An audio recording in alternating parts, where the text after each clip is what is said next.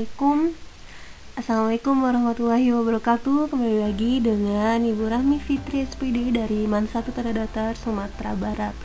Nah, kita kembali lagi ya dalam materi konsep wilayah part 2. Nah, pada bagian kedua ini kita akan membahas tentang wilayah formal, wilayah fungsional, dan tata ruang. Sebelumnya juga kita udah bahas ini ya, tapi masih pengertiannya. Oke Nanda, sebelum kita memulai materi hari ini, marilah membaca Bismillahirrahmanirrahim agar materinya dapat kita terima dan pahami dengan baik. Nah Nanda, sebelumnya pasti ingat kan pada materi kita sebelumnya ada gambar ini. Nah kira-kira masih ingat nggak ini gambar apa gitu? Oke, masih ingat tentu pasti tahu lah ya, yang A itu merupakan wilayah formal dan yang B itu wilayah fungsional. Dimana kalau wilayah formal dia lebih ke wilayah kawasannya atau persamaan dibedakan ya, ada batasnya. Tapi kalau fungsional seperti hubungan antar pusat-pusat kayak gini gitu. Oke, kita lanjut dulu. Nah, kira-kira dari kedua gambar ini, dapatkah kamu membedakan antara wilayah formal dan fungsional? Nah, tentu bisa ya, karena pengertiannya udah tahu kemarin. Nah, gambar yang pertama yang ada petaninya itu merupakan wilayah formal. Itu kita dapat kategorikan dengan wilayah persawahan basah. Kemudian di bawah ini merupakan wilayah fungsional, atau kita lebih bisa melihatnya dari peta ya. Kenapa Jabodetabek? Nah, nanti kita akan mengetahuinya melalui perbedaan wilayah formal dan wilayah fungsional.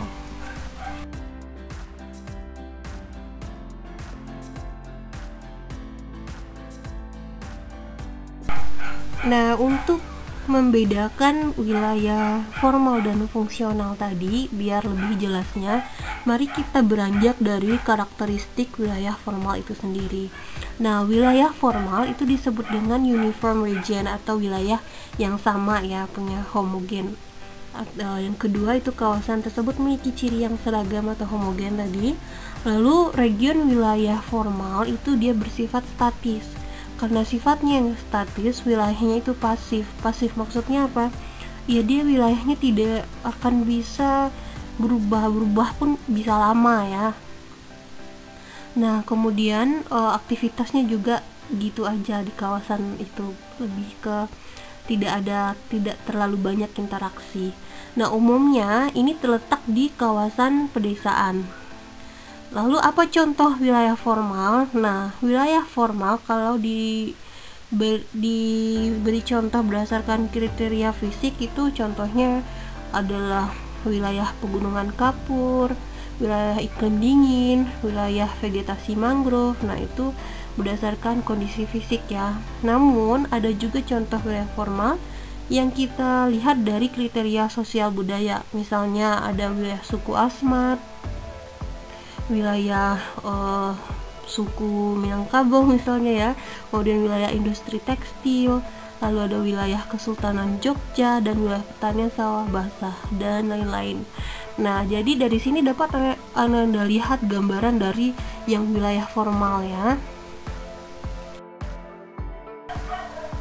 Lanjut, kita masuk karakteristik wilayah fungsional. Nah, wilayah fungsional ini ditandai dengan adanya hubungan antar pusat kegiatan seperti yang udah dibilang sebelumnya tadi ya di awal. Nah, wilayah fungsional ini dia lebih dinamis. Kenapa? Karena dia lebih menekankan pada aspek penggunaan atau perkembangan suatu wilayah.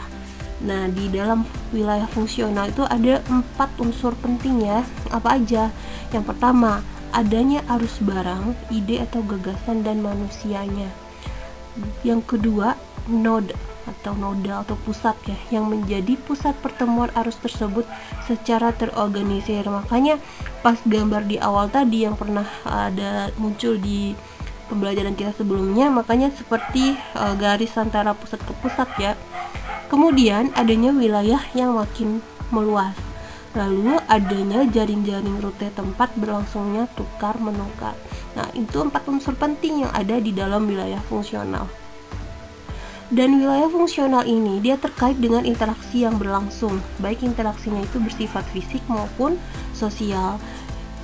Interaksi fisik ini dia meliputi antar kota yang dikelilingi oleh daerah sekitarnya, sedangkan interaksi sosial merupakan interaksi antar masyarakatnya yang menghasilkan perbedaan struktur masyarakat, sehingga akan kita jumpai adanya pusat-pusat pemerintahan yang dikelilingi oleh daerah sekitarnya.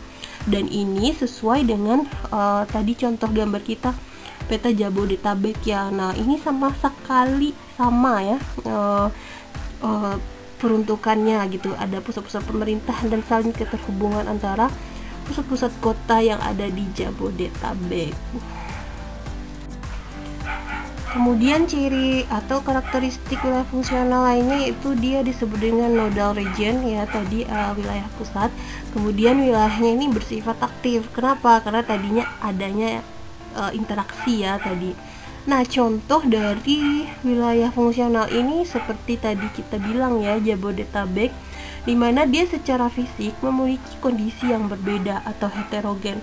Namun secara fungsional dia saling berhubungan dalam memenuhi kebutuhan hidup penduduk di setiap wilayah.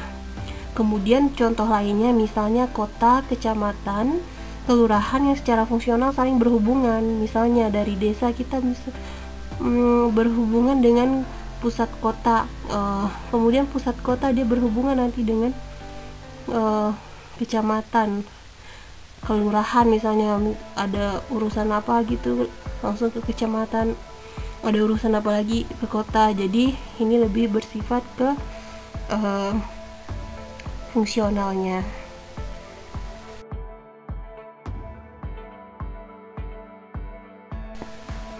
Nah, Anda bisa ya membedakan antara wilayah formal dan fungsional tadi. Oke, kita masuk pada tata ruang.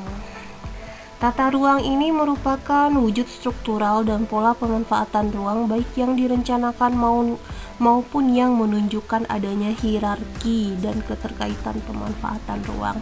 Nah, gambar di sebelah ini merupakan salah satu wujud dari pembelajaran tata ruang, yaitu adanya RT RW. Di sini Ibu ambil Kabupaten Tanda Datar. Itu rencana tata ruang wilayah. Kenapa dibutuhkan pembelajaran tata ruang? Oke, kita pelajari dulu ya. Nanti itu akan menjadi latihan Ananda. Nah, Nanda, di dalam pemerintahan Indonesia, kita dalam menata ruang ini sudah ditetapkan pada Undang-Undang Nomor 26 Tahun 2007 dan Peraturan Pemerintah Republik Indonesia Nomor 21 Tahun 2021 tentang penyelenggaraan penataan ruang. Nah, di dalam undang-undang dan peraturan pemerintah ini kita mesti mengetahui beberapa pengertian ya. Yang pertama, pengertian ruang itu apa?